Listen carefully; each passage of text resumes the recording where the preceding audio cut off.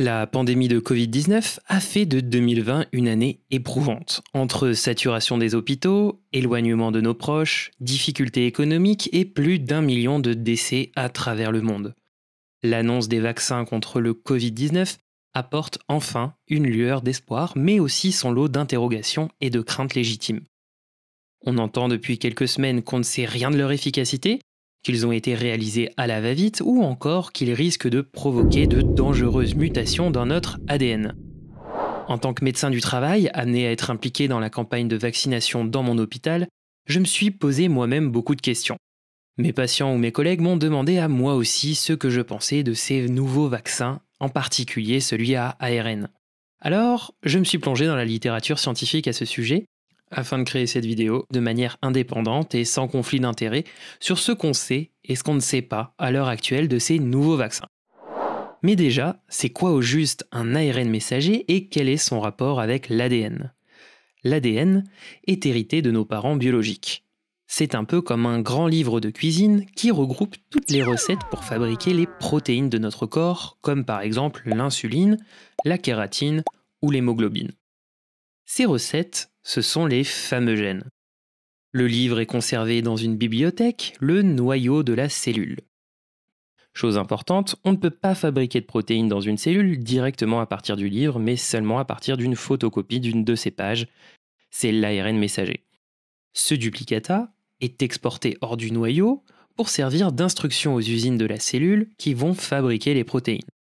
Maintenant qu'on a vu ces notions, revenons-en au coronavirus.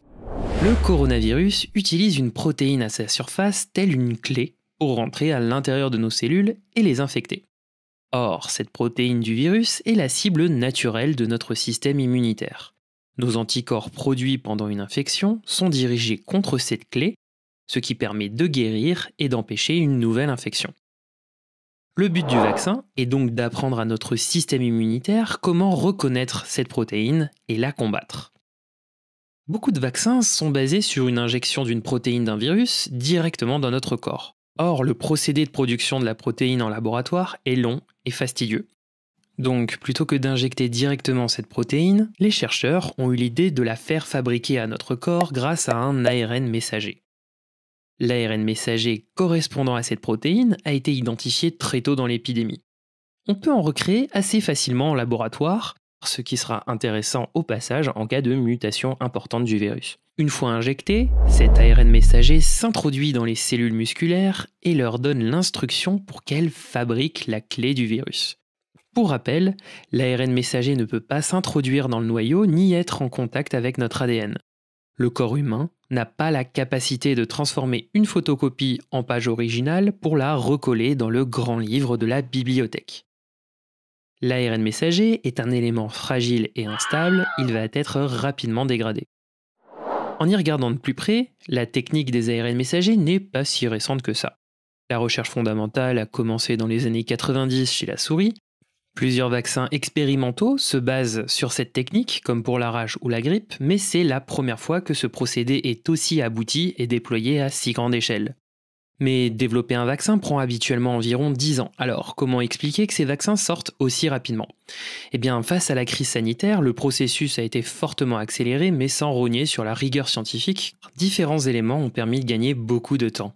Les chercheurs ont pu bénéficier des recherches précliniques, notamment sur des vaccins issus des autres épidémies de la famille des coronavirus de 2001 et 2012 qui ont touché l'Asie du Sud-Est et le Moyen-Orient. Cette fois-ci, les scientifiques ont bénéficié de budgets colossaux.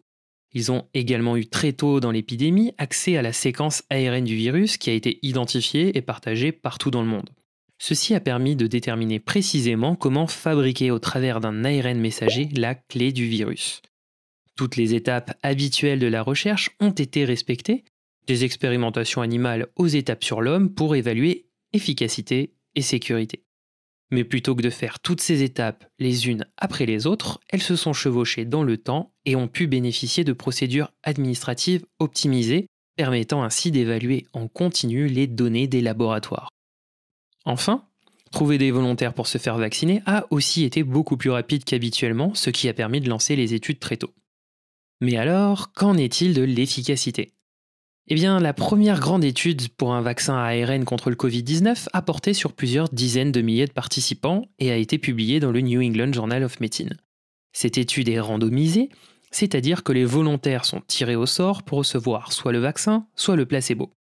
En double aveugle, cela veut dire que ni le patient ni la personne qui injecte ne sait si la seringue contient le vaccin ou le placebo. Cela permet justement de s'affranchir du fameux effet placebo. C'est la méthodologie la plus robuste pour prouver un effet en médecine.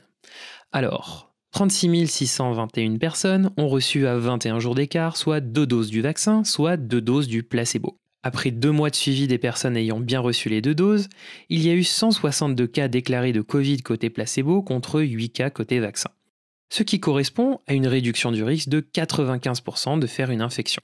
Sur les 8 cas déclarés de Covid côté vaccin, un seul sujet a développé une forme grave contre 9 graves côté placebo. Le vaccin permet donc également de réduire le risque de développer une forme sévère de la maladie.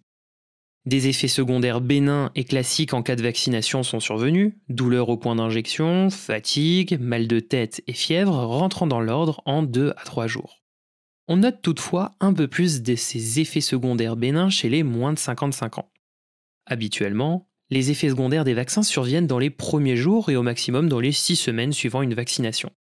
Mais avec ces nouveaux vaccins à ARN, certaines questions demeurent. Premièrement, en passant à un public vacciné beaucoup plus large, on ne sait pas si des effets indésirables très rares, de l'ordre de 1 sur 100 000, pourraient être mis en évidence pendant la campagne de vaccination. C'est pourquoi, comme pour tout vaccin ou médicament, la surveillance des effets secondaires va se poursuivre après la commercialisation. C'est comme ça qu'après plusieurs millions de doses déjà injectées, on a pu mettre en évidence quelques cas de réactions allergiques, principalement chez des personnes déjà connues pour ce type d'événement. Deuxièmement, l'étude n'apporte pas d'informations sur les enfants et pas d'informations suffisantes sur les immunodéprimés ou les femmes enceintes. Il faudra attendre pour avoir des données complémentaires. Troisièmement, on ne connaît pas pour l'instant la durée de l'immunité que confèrent ces vaccins. Enfin, bien que le vaccin réduise le risque de formes graves, on ne sait pas non plus pour l'instant s'il contribue à protéger des infections asymptomatiques. On ne sait pas non plus s'il diminue le risque de transmission du virus entre une personne vaccinée et une personne non vaccinée. On sait seulement pour l'instant que le vaccin protège contre le développement de formes symptomatiques de la maladie. Alors, faut-il se faire vacciner pour autant ? Se vacciner contre le coronavirus, c'est à la fois un choix individuel et un choix collectif.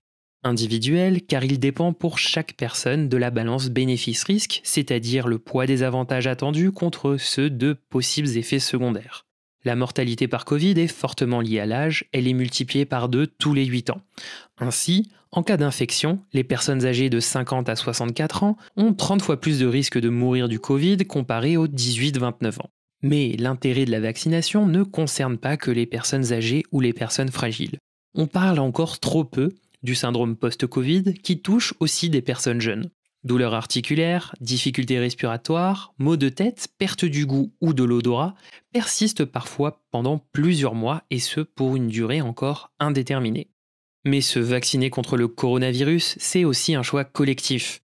Car ce qu'on sait, c'est que ce virus tue. On sait qu'il est mortel, particulièrement pour nos aînés et les personnes fragiles. On sait qu'il est destructeur pour la vie sociale, la vie culturelle et l'économie. Ces vaccins, s'ils tiennent leurs promesses, offrent pour la première fois une opportunité d'entrevoir à nouveau des fêtes de famille et des rendez-vous au restaurant du coin comme avant. Chacun peut faire son choix au vu des informations disponibles. Et vous, quel sera le vôtre ? Et voilà, c'est la fin de cet épisode sur les vaccins Covid. Un immense merci à celles et ceux qui m'ont aidé dans l'élaboration de cette vidéo. Pour les relectures, les conseils, les encouragements, etc. Merci beaucoup. Si vous aimez cette vidéo, n'hésitez pas à vous abonner et à la partager sur les réseaux sociaux. À très bientôt pour de nouvelles aventures.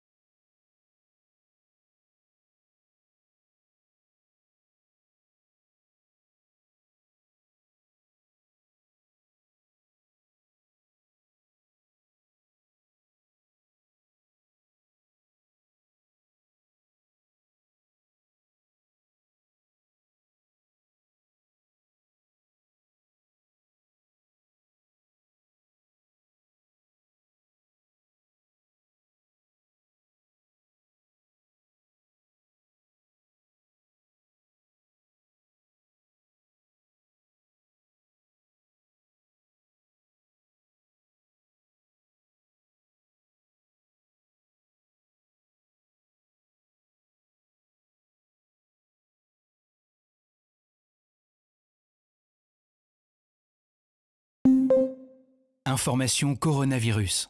Le virus est toujours là et il est dangereux. Pour nous protéger les uns les autres et limiter les transmissions, respectez ces gestes simples. Lavez-vous très régulièrement les mains avec de l'eau et du savon ou utilisez une solution hydroalcoolique. Toussez ou éternuez dans votre coude ou dans un mouchoir. Mouchez-vous dans un mouchoir à usage unique, puis jetez-le. Évitez de vous toucher le visage, en particulier le nez et la bouche. Respectez une distance d'au moins 1 mètre avec les autres. Saluez sans serrer la main et arrêtez les embrassades. Et en complément de ces mesures, portez un masque quand la distance d'1 mètre ne peut pas être respectée. Merci à tous. Ensemble, protégeons-nous. Si vous avez besoin d'aide, appelez le 0800 130 000 ou plus d'informations sur gouvernement.fr. Ceci est un message du ministère chargé de la Santé et de Santé publique France.